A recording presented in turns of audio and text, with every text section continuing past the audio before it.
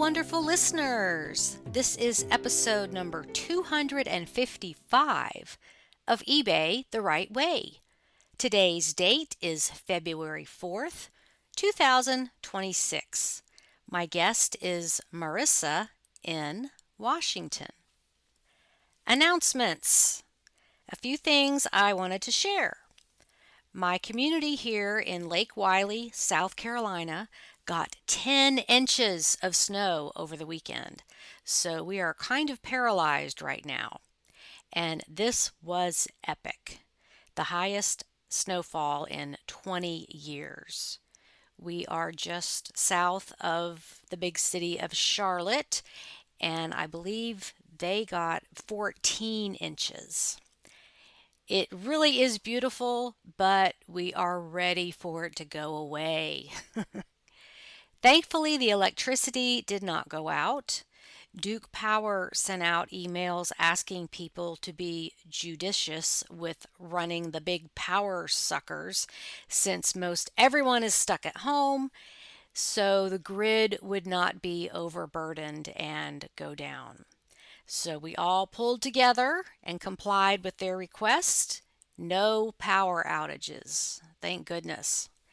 And I am just so thankful to work from home and not have to go anywhere. And most importantly, be able to earn a living and not miss a beat on my work. Many people still aren't back to work yet. The roads are still bad. And if you are an hourly employee or don't have PTO, this is affecting folks financially. So I'm really counting my blessings being able to work at home and keep going as normal. These things cripple the South because we don't have the heavy equipment to clear the roads. Taxpayers don't want that.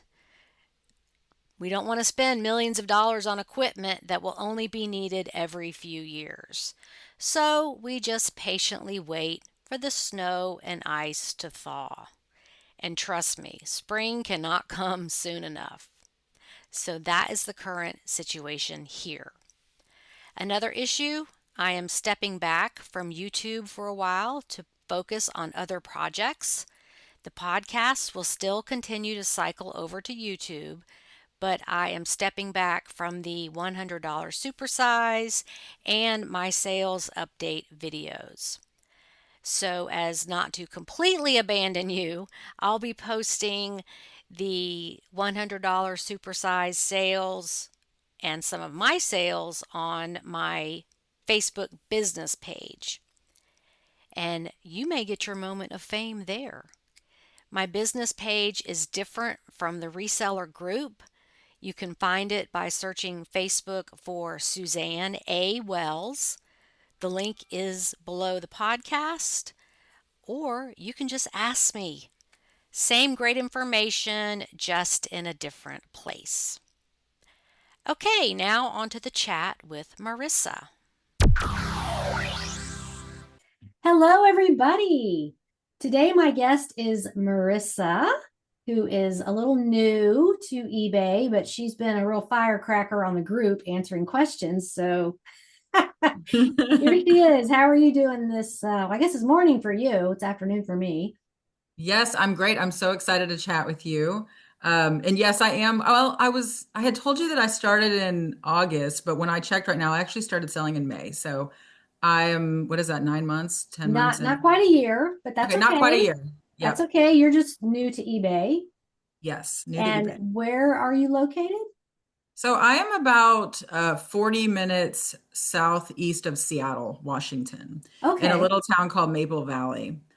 So yeah, No, I have a friend that lives there. really? Yes, I have a high school Whoa. friend. They're retired, and I Okay, see Maple Valley come up on her page all the time. I see. And Okay. So it's yeah, Maple awesome. Valley though. It's a little like I would consider like a commuter town. A lot of people Okay, commute yeah, small into world. Seattle or into like the Bellevue area. Okay. And then I reached out to you because, again, you were very helpful on the group answering questions. Sometimes, like the first person to answer, like immediately when a question is posted.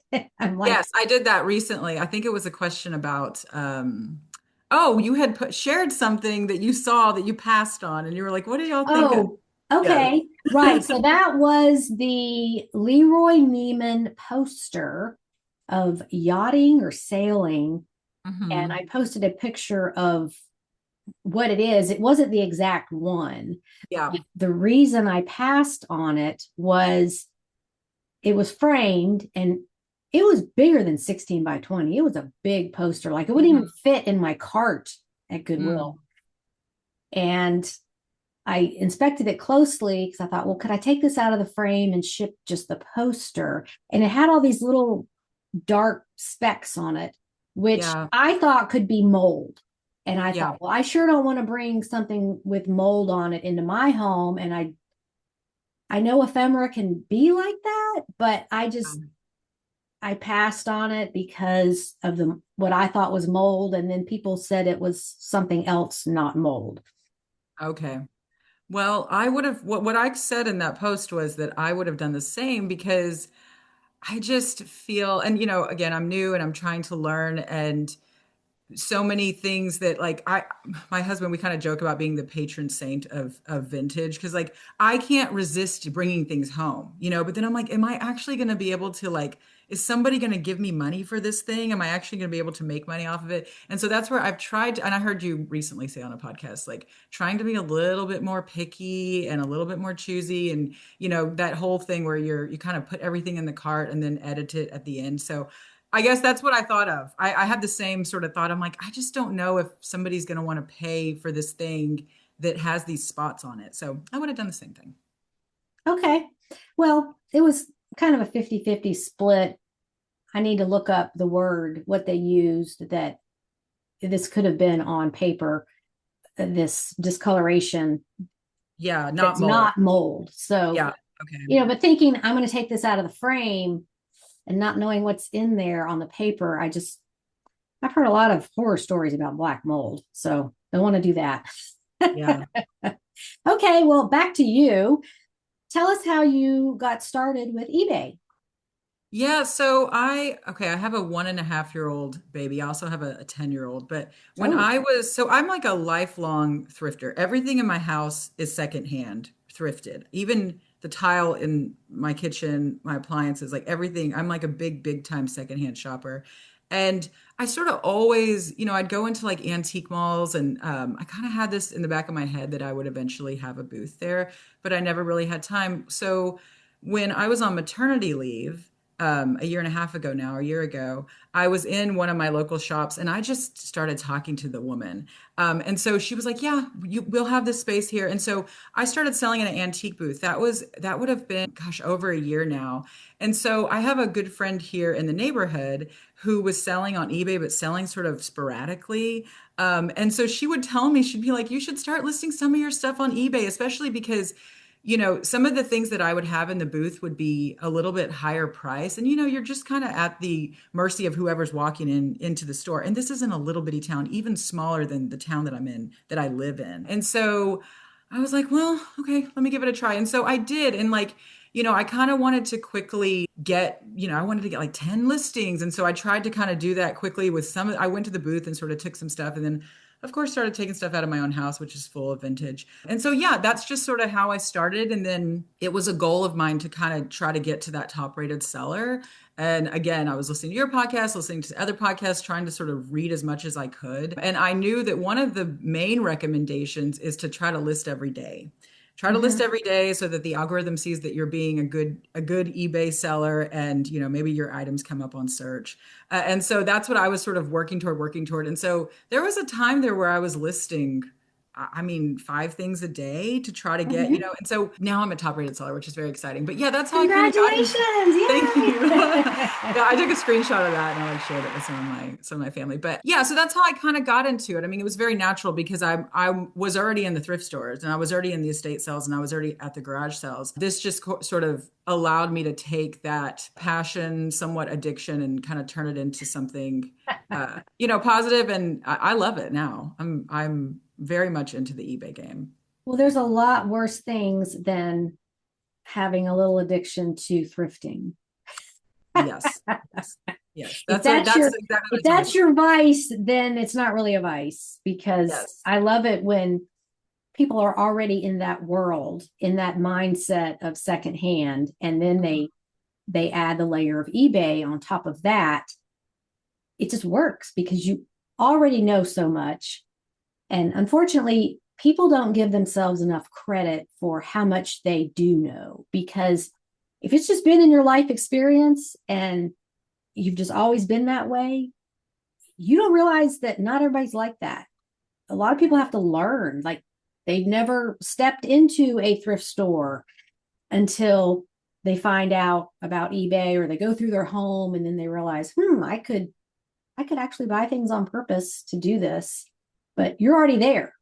I learned after I got the antique booth and started selling on eBay and sharing it with my family that I have people in my extended family. They don't do eBay, but they would do like flea markets or they would just, sort of, it's almost like it's in my blood on both sides of my family. Mhm. Also, my dad taught me about the whole auction thing. Like that's just sort of one of his things where he does a lot of hunting and fishing and that kind of thing down in Texas.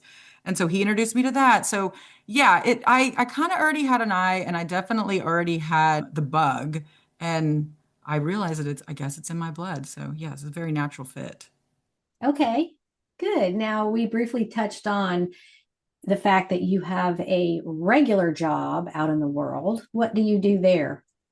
So I work for Microsoft. Microsoft is based here, just out of Seattle in a town called Redmond. And so this is like Hmm. their main headquarters. I'm a product manager. So what that means is it's somebody who's sort of like the conduit between engineers and designers to design and develop features. And so I do work on Windows. I think, Suzanne, it's okay. I mean, somebody can look up on LinkedIn if they were even curious. Like, this is all public in the public domain, so there's nothing weird there. Yeah, so I'm a product manager, and I got the job at Microsoft 5 years ago. That's what brought me to this area. Okay. I had worked at baby companies. I'm talking 70 people max. So I went from working at teeny tiny startups my whole career, and then Microsoft called, and I took the call, and so that's what brought me out here. And where were you before you moved to where you are now?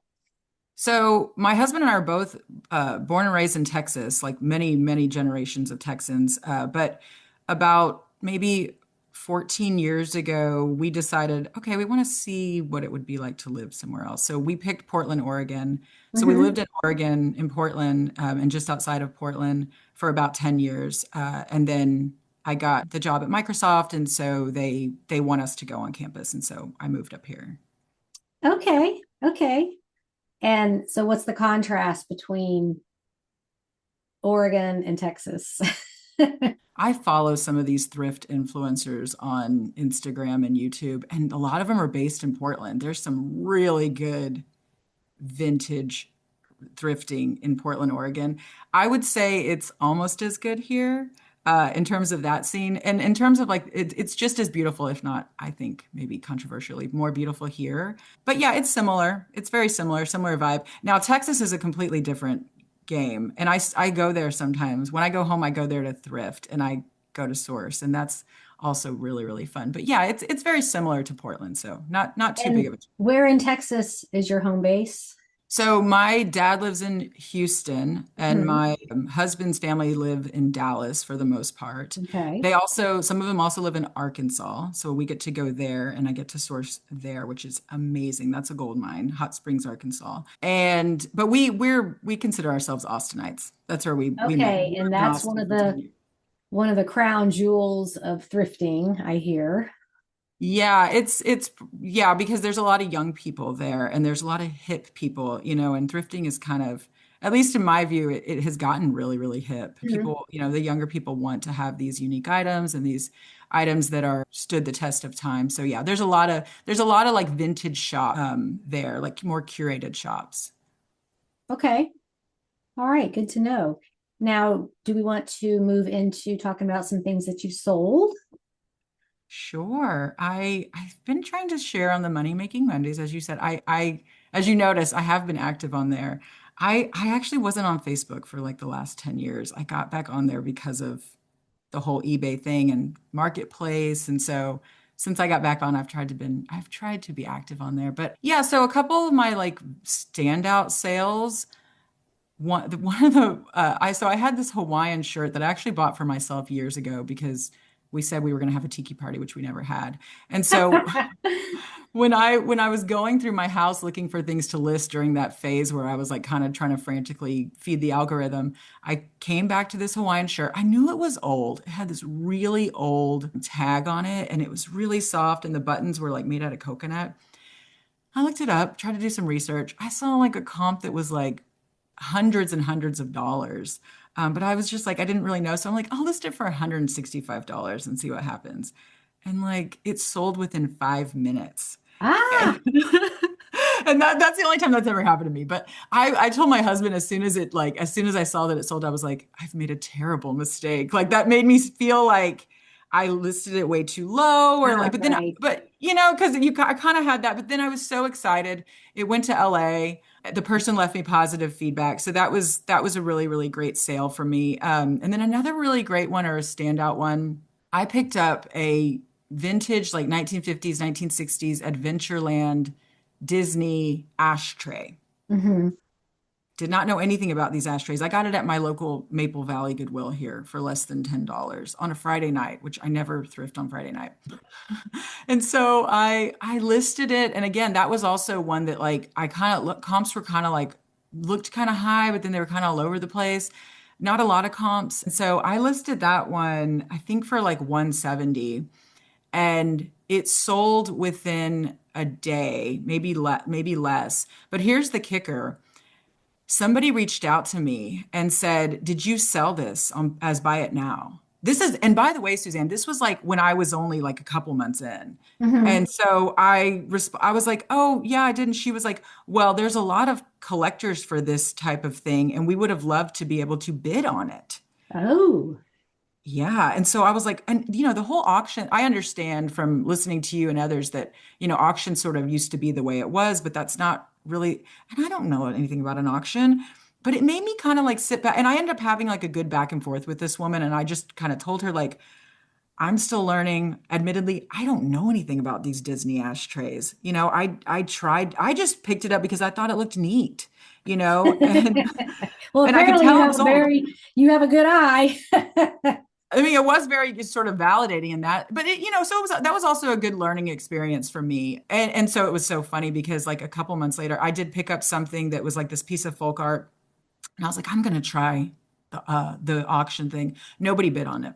So I'm like, okay, well, like not one person bid on this thing that I put. Yeah, So it well, just, Disney is its own little right. universe, and Hmm. I've done a few lessons on that for my online school, just pointing out the kinds of things that the average person doesn't know that Mm. are Disney that can just sell for crazy money. So, I guess moving on from that experience, did you learn more about how to research prices? So I always do sort of Google Lens. That's my first thing. And then like if something comes up on eBay, things will come up on eBay or Etsy. And Hmm. I'll try to click the links and see what they sold for. But I think the big learning thing for me on that one was that like if something seems really rare, and again, the whole Disney thing to your point, like Disney is its own universe of collectors and people get really excited. And this was I wrote it down here because it was Eleanor Walburn, I think was her name, was the artist on this. And it was like, Hmm. so, I think if there's things that are signed, if it's Disney, if there's sort of like a lot of sort of cultural cachet around an item, then like probably put it up for auction. I mean, that was sort of one of the things that I learned, but I haven't, like I said, I tried to test that out with something that didn't fit that criteria and that failed. And I just haven't had another opportunity because I haven't picked up Right. anything that special again. Certainly, yeah, I think the researching and everything that's been a learning process in and of itself. Well, and back to the auctions topic, there are a few people on the group. I know George Kelly, Steve Gittler sometimes will post, and maybe Bill Hunt, some of those, I call them the heavy hitters. They always have Hmm. great stuff every week they're posting. Maybe try an auction first and see where it goes, making sure that you start it at a high enough price. And then if it doesn't go, then you can put it on buy it now with offer and just see what people offer. And Hmm. that kind of helps you zone in on what the market is willing to bear. When you Yep. just put it out there at like a really high price, put best offer and see what you get. Yeah. And let the buyers tell you what they'll pay, because there's going to be items like that, especially the way you do your business, already knowing some things about collectibles and vintage items. Sometimes it's just hard to price things. You just don't know. Yeah. I Yeah. don't care how experienced the person is. Sometimes you just don't know if there's nothing to compare it to, or if you haven't sold that kind of item before. It's just you're shooting an arrow in the dark. Like, okay, I'll put it out there, see what happens. Yeah, and like, the thing that I'm specialized in, if we want to call it that, is vintage. So, sometimes there's just not straight comps on a lot of these things, or something is it's kind of like it, or maybe it's like it looks like the same type of artist or whatever. So, yeah, it's a little touch and go on that. But I did, I mentioned how I felt like, oh, I made a mistake on this. There's the whole like fast nickel versus slow dime. I would Mhm. like to be a fast nickel, although that was a lot of nickels, so I don't feel so bad about that. But like, Well, I think most people have a mix, because if you're hmm, out there, whatever you're doing, estate sales, garage sales, thrift stores, you're going to find all kinds of things. yeah, And the fast nickel might be the more common items, but you're going to come across those more rare things just because you're out there treasure hunting all the time. yeah, So I I don't think you have to be one or the other. It's hmm, it's the mix, the balance that works for you. I'm the same way. Probably 75% of what's in my store, and I have 500 items now, are things less than $30. Just okay, yeah, because I find them often, I sell them often. I know that this is going to sell for X number of dollars, but then you stumble on those items that are more rare and sell for hmm, more money. I just don't know people that have only a store full of items over $100. yeah. Mine's definitely not like that. Yeah, I have a mix, I think, for sure. I just sold something the other day for $15, and it was like a Well, vintage and I think it's thing. good for the algorithm that you're selling. A sale is a sale. Okay. Yeah, And I don't know if the algorithm looks at the price of your items or just that you sold items. I have no hmm, idea. It's probably factored in there somehow. But I just think for momentum, it's wise to have a variety, all kinds of items. I don't know how, like, these people that just sell t-shirts. I don't know how mm, they do it, because it's such a narrow product line. It's just t-shirts or whatever. And maybe that's just what they like to do. yeah. But let's see, this is my 23rd year in the business. Wow, And yeah, I see momentum when, like the other day, I had a $25 day, a $10 yeah, item, a $15 item. That's all I got. Those items had been there quite a while. And I was like, hmm, okay, time to rehome you. But $25 a day over a year, that was $9,000. So yep, that's nothing to sneeze at when you, but that's me. I look at the long term. hmm, hmm, And a lot of people do come to eBay for the quick buck, and it doesn't work out too well, because you do have to have patience and be yeah. consistent with your listings and all the other things that factor in. So that's my Yeah. speech for a newer seller. Okay, well, no, I love that. And I can say, like, anecdotally anyway, I have not been listing that much in the last few weeks. Just, yeah, everything that's going on and life's gotten busy. I told you we had some contractors here, and my sales have been slow. So, like, I haven't sold anything in the last couple days. I'm like, crickets over here, but that's okay. I have a little bit of a backlog that I need to get listed, so that's on the Oh, docket doesn't today. everyone? Yes. Yeah. And So. what define little bit of a backlog? It is probably, oh, it's not too big. Maybe it's like 25, 35 Oh, items. yeah. It's not 2,000 items. It's not too, well, I actually looked this up. I have little under 300 items in my store right now. Okay. So, whatever, it's like 10%. Like I could have 10% more stuff there probably. Yeah. And I'll get those listed, but then I still have the antique booth. So I bring stuff in there as well. And so that's sort of always, I'm trying to I'm trying to balance out things that I'm bringing there versus things I'm posting on eBay. And that picture of you on your Facebook, is that your booth? So that is at a pop-up event called the Great Junk Hunt. I don't know if any of your listeners have I know it's a traveling show. So it's a show Okay. that kind of goes to different, I know it goes to Dallas. I can't remember where else it goes, but it comes here. So it comes to a town called Puyallup, and it's a 2 day event. People pay like $10 to go in. And you set it up for 2 days and you work your booth. So that was that event that I did. And I've done two of those events and I have another one coming up in April. So yeah, it was like a very short-lived little booth, but that is how my booth doesn't look as beautiful as that, I will admit, but it's similar. No, you That just I, had, you know me looking at the background, you know, you had a lot of cool things in there and it was tastefully organized and staged and it just looked really good. Thank you. Thank you. My husband also has a very aesthetic, he has an eye for aesthetics. And so, yes, we did that together. But yeah, those are always really, really fun because you get to meet your customers, which is not, that's not something that I get to experience obviously on eBay, although you get the feedback, which has sort of brought, it's been very heartening to read that. But in the antique mall, mine's not one where you have to work it or anything like that. So you just Mhm. drop off the stuff and pick up your check and you go into like restock it. So I never meet my customers there. So yeah, the in-person events are really fun for that. The people that buy these items, usually they're pretty excited about them because they're old or they're unique or whatever. And so yeah, that's what that was though, the Great Junk Hunt. Okay. So you mentioned your husband now. Does he help you with the business as far as finding things, shipping, any other tasks? He does. I think he might be at Goodwill right now because he had to take the kids out. Why don't you go look for me? As we speak, he's out junking.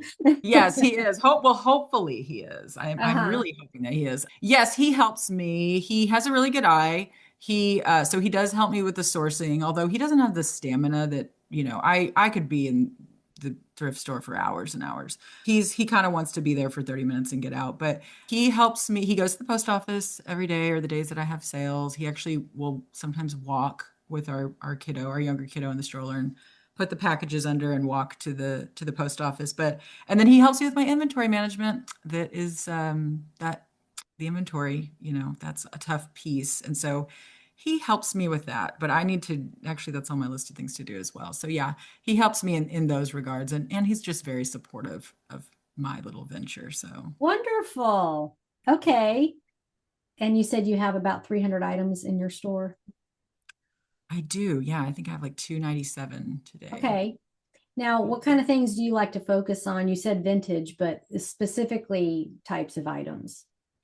Yeah, I like to focus on home goods. I don't really do a ton of clothes. I don't really have a passion for clothes, although the clothes are really good in the in-person events. But on eBay, I have learned my lesson. I've sold some really big items on eBay and then was sort of cursing myself when I had to figure out how to ship them. But and I have had a couple things break, so that's a little learning So opportunity. you But should have that conversation in your head when you're out at the thrift store.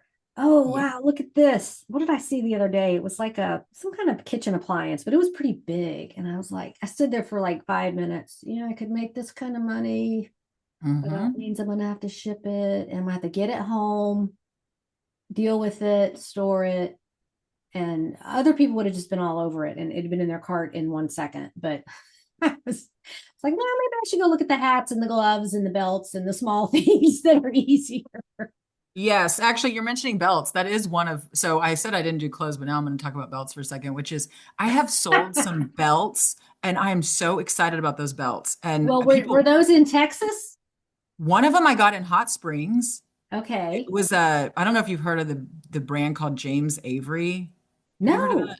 Huh. Okay. So that is a company, a jewelry company that I don't actually know if it still exists. So it's based in a little town called Kerrville, Texas, and I Mhm. found this and they kind of like when I was in high school, like everybody had these like silver charm bracelets and you would collect these charms, but they're expensive. They're like $50 for a charm. Mhm. Yeah. And so I found in Hot Springs a James Avery, it was a brass hummingbird buckle on the Oh. leather. so for 50 cents. And I was like, oh my God, I got so excited. And so I sold that. I think I sold that for a little over $100. And then I sold, well, maybe this doesn't count, but I did just recently find another really cool vintage belt that had brass snake heads that kind of creepy, but Oh. yeah, I like gasped when I found it. I ended up posting it on Instagram and I have like 2 followers on Instagram and one of them is my neighbor and she was like, I want that belt. So I just gave it to her. But I So have sold some others. 50% of your followers buy from you. Oh, yeah. Exactly, exactly. I have a very good rate on There that you front. But go. but I've sold other belts. Like, yeah, belts is like a little kind of niche, I think, especially these like if they have some sort of like brass detail or, little buckle or, and people just seem to really like these. And oh my gosh, they're the easiest thing to ship. So yes, but I think generally, yeah, it's all home goods. And if I can resist, like you're saying, like I saw a big made in Italy big vase. I could have put it in the booth, but I'm just like, I know I'm not going to ship this. I took a photo of it to memorize it, to memorialize it, and I just Mhm. left it there. But yeah, I'm trying to focus on home goods, vintage home goods, handmade things that are like, pottery. There's a lot of pottery in this part of the country, but things that can kind of fit, in like a 10 by 10 box is sort of the sweet spot. Okay, I'm looking something up because I don't want to say this wrong. So back to the belts. I think I've talked about this before, but this was probably in, I don't know, 2017 or 18. And I always look at the belts, normally focusing on the buckles, if they're Hmm. hung up and arranged nicely in the store. And so I found this one. It was all the way in the back of the rack. It had been there for 5 weeks because the date is on the Goodwill Right. tag, Hmm. and it was alligator heads that hooked together, and it felt very heavy, and I just was like, oh, this is unusual. And the actual belt on it was an ostrich leather belt. So, Whoa. and it was on half price. So I Yes. think I paid $1.50 for it. I just put it in my cart. I'm like, this is worth taking a chance on. So it sat in my to-do pile for a couple Oh, weeks, and I finally got to it, and I flipped it over, and it had writing on it. And my old eyes, I didn't see it. I had to I had to get my reading glasses, look at it. And the artist was Jeff Deegan, but he okay. does this high-end silver jewelry and belt buckles. Okay. And this was like $1,000 retail item, and it was sterling. And so I put it out, I took it apart and sold the belt itself for like 80. And then the buckle went for 325. Oh my And gosh, yes. so that is my story of hope.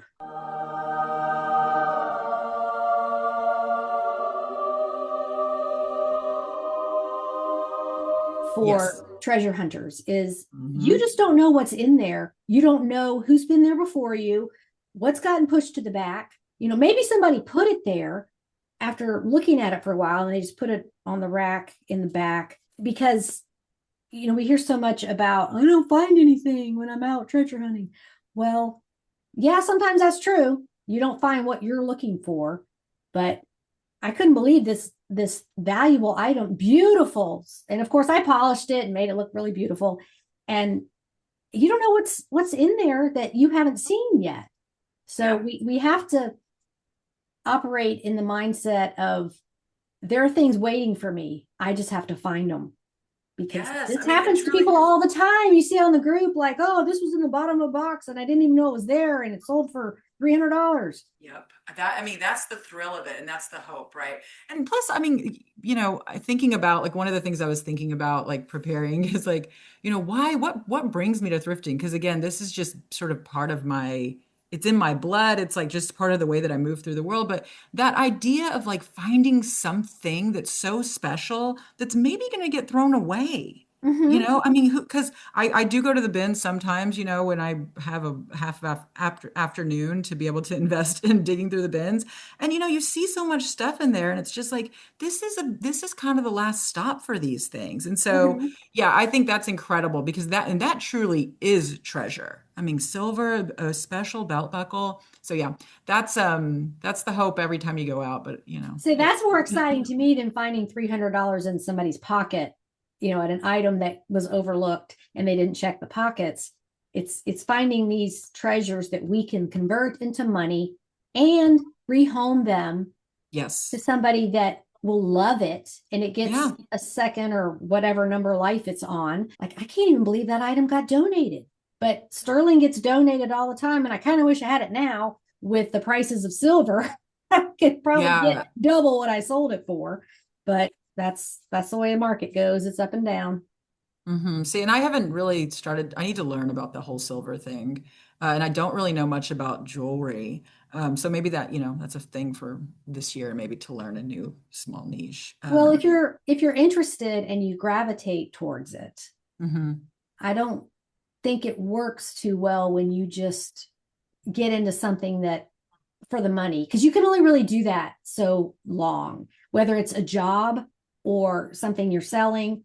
Like, you have to love it. You have to get up and want to sit down and work on that and see what happens and rehome it. And I think that passion, that energy flows into your work. You have to love it. Yeah, absolutely. And actually, that was another thing that I was thinking about. Like for me, it brings me so much joy to find these things and then find homes for them that like it, of course it's not work. I made the joke about the stamina thing. That's why I can be in there. I'm like looking through this stuff and then to see the feedback that I got or to if, I'm doing one of these in-person things and to talk to the people. There was something that I found at an estate sale. It was a wicker bullhead like that, like it looked like a taxiderm, like in the Mm-hmm. style of taxidermy, but Right. it was wicker and it was vintage. And this is actually, I posted this on your Facebook this morning for the Money Making Mondays about this purse that I sold from this crazy haul that I had in a estate sale. Anyway, this wicker bullhead was part of that haul. Well, this is right before that junk hunt event, and my mom was here helping me out, and I was like pricing things, and I ran a comp on that thing, and it was like, these things had sold for like $200. And so I was Mm-hmm. like, I'm gonna put it in my little space for $125. And my mom looked at me like I was crazy. She's like, no one's going to buy that. Sure enough, this young girl came. But I told her, I said, when she came up to me to buy the thing, I go, oh my God, because my mom was there. I'm like, my mom was kind of saying she didn't know if anybody was going to buy this. She's like, I would have paid $200 for this. That's what she told me, the young woman that was buying this thing. And so, the joy of like, yes, finding the thing and like somebody's so excited to have it. I agree. It's more than just the whatever it was, $120. It's like this thing's going to go in her house. She's going to look at it. She's going to appreciate it. And so, yeah, I think that all is like brings me such joy and happiness that this is not all the work that I do. People ask me like, well, are you looking at your hours? I'm like, no, because this isn't work to, this is me having fun to get out there and then, clean these things up and list them and send them off. So yes, I totally agree. I mean, it's definitely born out of passion. Yeah. Somebody asked me that the other day, as far as, I think it was a tax question, and they're like, well, how do you factor in your time in this business? And so, how much are you making an hour? Mm, Well, I don't know anybody who tracks that, because like, they can't wait to get up in the morning and get out there and go treasure hunting. And it's not like work. I guess I don't know how you would factor in your time, because yeah. I'm always working on something, whether Hmm. I'm cleaning items, photographing, listing, researching, going on online auctions and just looking at things and learning about what they are, looking at the group and what people actually sold. Yep. And so, to answer that question, I don't know that there is an answer, and I don't know that you could ever really track that. Yeah. Yeah, I think it's like something that people that, it's funny because when I told my husband that I was going to get to talk to you, he's like, "Oh, good, you're going to get to talk to somebody who's really interested and whose eyes just aren't going to glaze over whenever you start talking about this stuff." But it's true. And so I do think that's a question that's sort of it's from an outsider perspective. Like they sort of don't get the passion that because people also think that it's like, easy money. I'm like, I spent like 2 hours cleaning that, like I spend a lot of love and time and care, like, as like preparing these things, like this is born out of passion. And even like, there's been times when I can't find something and I'm out there like, like a Tasmanian devil, like cursing myself for not inventorying correctly. But even those times it's still like funny and fun to me. So yeah, it's not Well, stressful. I compare it to raising your children, Mm, because I couldn't wait to be a mom. And then when I got to be a stay-at-home mom, I just loved it because I wanted to be the one teaching them things, and I just wanted to do it. And I didn't work outside the home for something like 7 years. I just was focused on being a mom. And like, how do you put a dollar amount? I've seen these things online where, like, if I was paid for what I did as a mom and a wife, this is how much I'd be making if you had to, hire a housekeeper and hire a babysitter, and this is how much I'm worth. And I never looked at it like that. I was like, this is something I want to do. You cannot go back and do it over again. And this is just where I am at this chapter in my life. And it's not about making money. It's about raising high quality individuals that contribute to society. It's like, how do you put a price on that? So eBay is kind of the same thing. You love what you're doing. It doesn't feel like work. You're making money, but you can only track so much of it. Yeah. The numbers, what you spend on your inventory, and figuring out your profit and all that kind of stuff. If anybody's looking to get in this business and really zone in and identify how much you make per hour, I don't think you can really do that. Okay, well, do you have any other sales you want to talk about? I posted this one recently, and I'll tell you why I think it's special. So I picked up this gilt cherub, like wall plaque thing. Like gilded gold? Is that what you're saying? Yeah. Yes. I think Or the word the gold leaf stuff? gold leaf. Okay. I think it's GILT. At least that's what I wrote on the Okay, post. gilt. Okay. Gilt. So, and I that's not a thing that I know anything about. I just thought it looked cool. And I turned it around, and it had this old sticker on it, like a sales sticker. And so I brought it home. I think it was less than $10 at my little local Goodwill here. And it turns out it was from this store that was based in Seattle called Frederick and Nelson. And it was like a pre-Marshall. Remember, is there a store, Marshall Fields? Is that like a high-end? Yeah, that's been around for, I know, over 100 years. Yeah. Okay. And it's like a high-end department store. Yes, like Neiman Marcus or Like Bloomingdale. Neiman Marcus. Yes. And we have a store here. Well, this one's not as high-end, but we have a store here called Nordstrom. Oh, gosh, yes. I Okay. love Nordstrom. They're big in Atlanta. Yeah. Okay. So Nordstrom is, to my knowledge, is also Seattle-based Yes, it originally. is. It sure Okay. is. So this was like that. And this was a store that was in existence from, like, I looked on their wiki page, 1890 to 1990 or something Right. like that. Uh-huh. And so I just thought this was a really cool piece. Looked at comps. I listed it, I think, for like 220, and I just got an offer. I think I sold it like a week and a half ago for $180 to somebody in Japan. And so, Oh, because the whole international eBay program, which makes things like so easy. You just have to and they toggle. can't return it. I know. Well, Well, they can open a return, but then eBay just refunds. It's covered under their umbrella. You don't have to do anything. So I love those international sales. yes. Well, They now I've can't had be a few of them. returned. Yes. And it's just like, so I sold that to Japan. So excited about that. I also sold in that same haul. I sold from that same haul I mentioned from an estate sale over the summer. I just sold a vintage Coach bag. I know Coach is vintage Coach is as popular as it gets right now. Uh-huh. And I sold that to Australia. That just went to Australia. And that one Nice. sold for, I think, 190. But those are like, I like to think about those good sales. Not the, I just had a $15 sale and that was fine too. But Well, I just think you need that. It's like seasoning on your food. Yeah, we like the steak, but you got to put some seasoning on it. right, exactly. And those are the ones that are memorable. So but yes, those are sort of the more special ones. My normal sales are 15, 30, $40 sales, and those are just as great. So But that's what keeps us going is, what am I going to find out there today that is worth the higher dollar amount? hmm Because you just never know. Has your yeah, husband yeah. ever found anything that sold for a lot?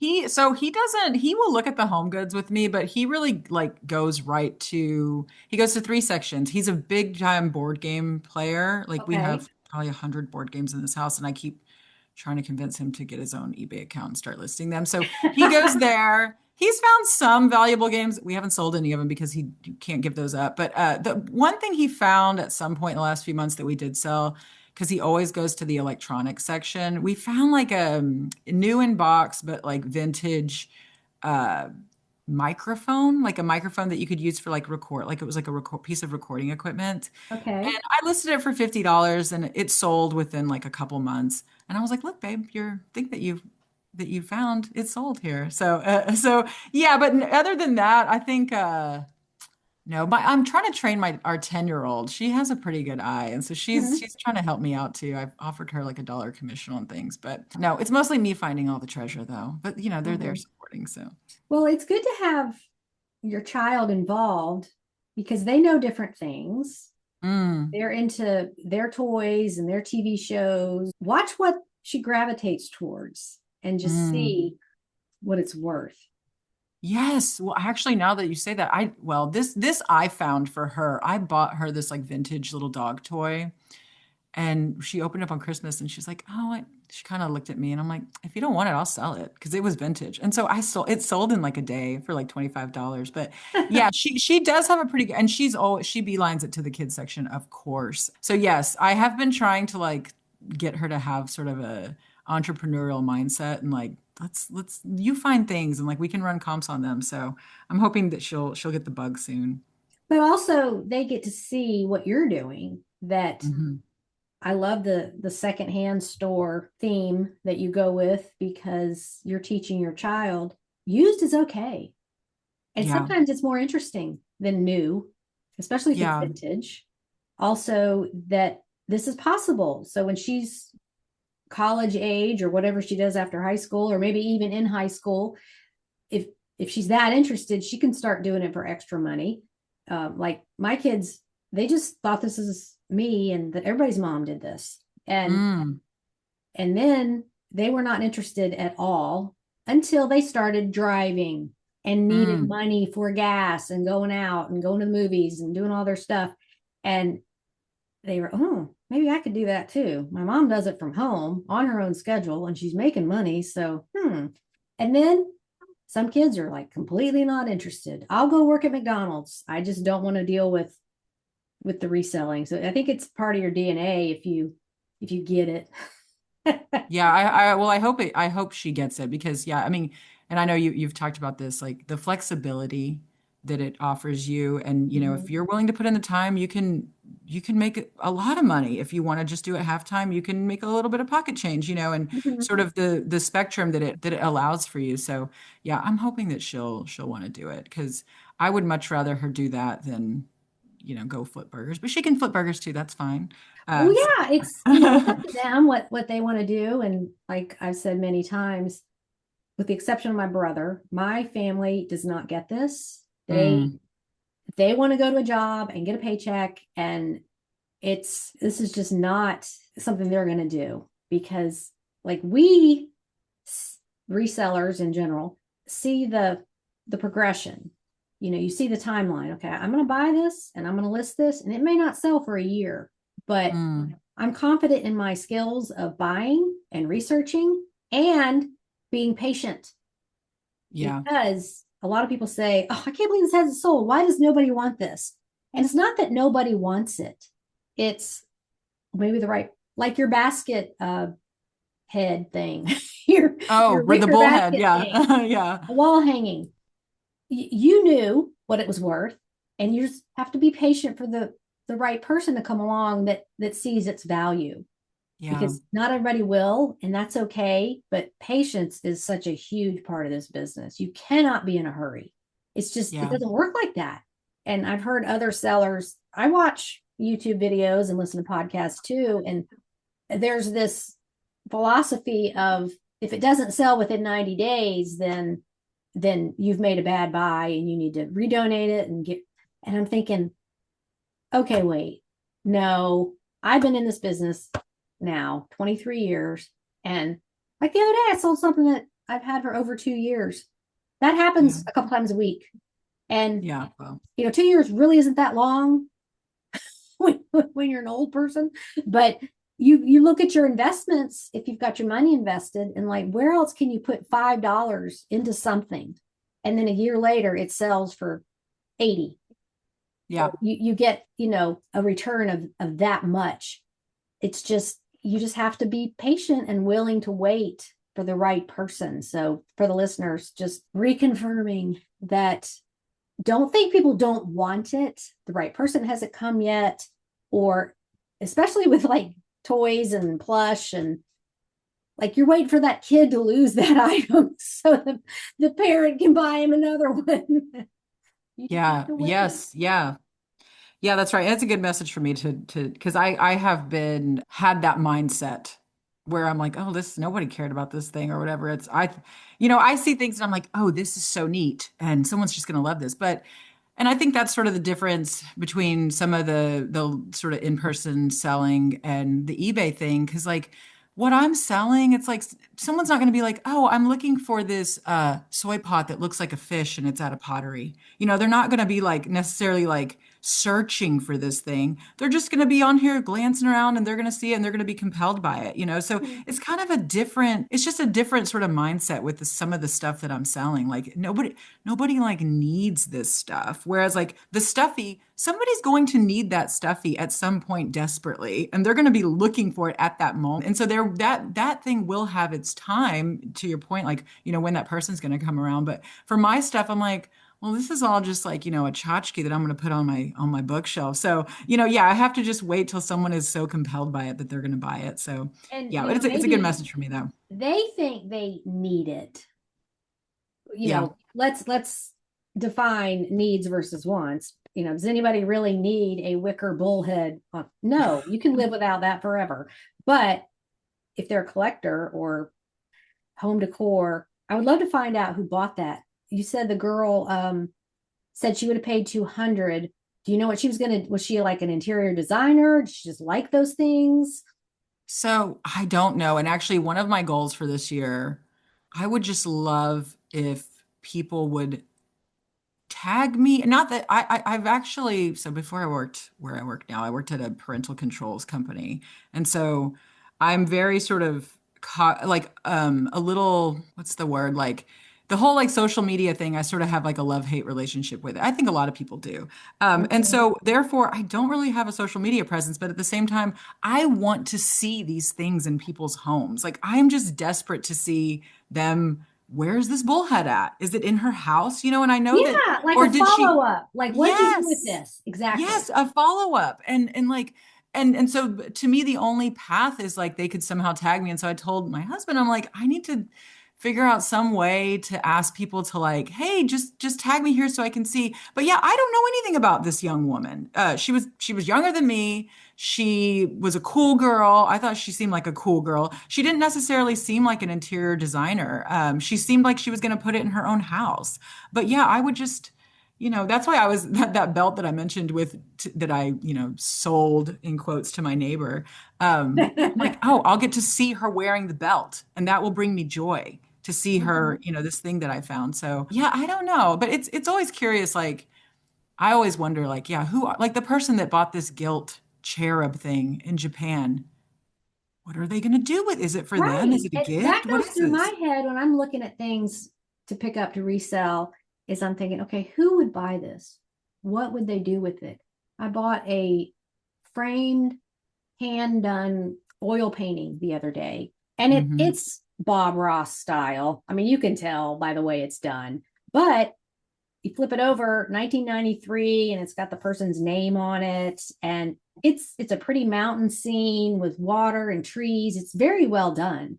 And I'm thinking, well, this is just pretty. I would hang this in my house. But then you've got all these people with Airbnbs and Verbo, and Yep. they're creating nice spaces with tasteful things. The real estate market has changed so much. There's all this home staging going on. And I know Yes. real estate agents that have storage units full of stuff so that they can switch it out in whatever home they've got on the market. And I think they're buying some of this stuff because, yeah, they could go around to thrift stores and antique booths or garage sales and look, but or they could just go on eBay and buy it. And that is Right. a huge time saver. So that's one of my goals this year, is getting more into art and just Okay. Well, seeing what sells. yeah.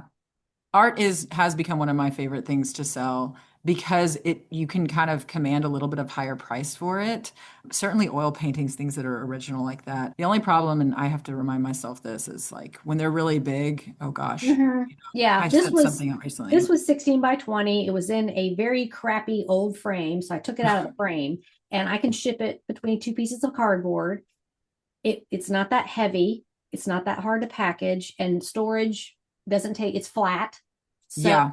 that's the kind of thing I'm looking for are small enough to ship, but original looking and Yeah. like conversation pieces. Like, well, I've never seen anything like this, so maybe other people haven't either. Yeah, there's a whole thing of like in my house, if my house is weird, I got a lot of weird people come in here and they're like, oh, it's very eclectic in here. Yeah, original things or things that are statement pieces like that. You like, Statement piece. That's exactly yeah, right. Yeah. yeah. Okay, well, we have gone for about an hour here, and I know you're working your other job with online meetings, so I don't want to keep you any longer. But do you have any last words for maybe new people just getting into this? From my perspective anyway, like starting with your passion, and that's going to make it a lot easier for you to go out there and source the things that you're already drawn to. Mm-hmm. And it's not going to feel like such a job. And also you made this point earlier, but I think not necessarily just trying to chase, at least this is my take. I don't know if this will, other people will like this advice, but like not just trying to chase profit, like because that just doesn't. I leave things at the store that I know I could probably make 20, 30, $40 on, but I'm just like, this isn't going to bring me any joy. And I don't even want this in my house, And so I guess that's my advice is like, just start with your passion because truly, Suzanne, stuff is in my house that's like right now, a lot of this stuff's on eBay behind me. It's like, Mm-hmm. it's stuff that I can like live with for a while. So that's my advice there. At least, if you're sort of have the same mindset as me, like start with your passion and it'll be quote easy. Right, exactly. Well, I love that perspective, and that's what's going to get you there. So, thanks again for taking time out of your day to chat and being so helpful on the group. We appreciate you. Oh, thank you. Thank you so Okay, much. well, have a good day. We'll talk to you Okay. soon. All Okay, right. You bye. too. Bye-bye. And the word I couldn't remember regarding the discoloration and spots on ephemera is foxing. That was a new word for me. So that means the reddish brown, yellow, or rusty colored spots, dots, or blotches on old paper, books, and documents are called foxing. Foxing. It is a form of aging and deterioration caused by fungal growth, mold or mildew, or the oxidation of metallic impurities in the paper, often triggered by high humidity. Difference from mold: while caused by fungi, foxing is generally considered a non active, stable form of damage that does not spread like active, fuzzy mold. So I'm not giving any advice on whether to list or not list items with foxing. I'm just explaining what it is. And if you find yourself in that situation where you're not sure what to do, put a question out on a Facebook group or do some research. This was the first time I had encountered that, so I thought I'd share my experience with you. Next week, my guest is Danielle. I reached out to her because she's had some incredible sales that have been on my business page. So I wanted to have her on to talk more about her eBay journey. Thank you so much for listening. I hope you're staying warm and safe out there, and I will talk with you next week. Have a happy day on eBay. Bye, everybody.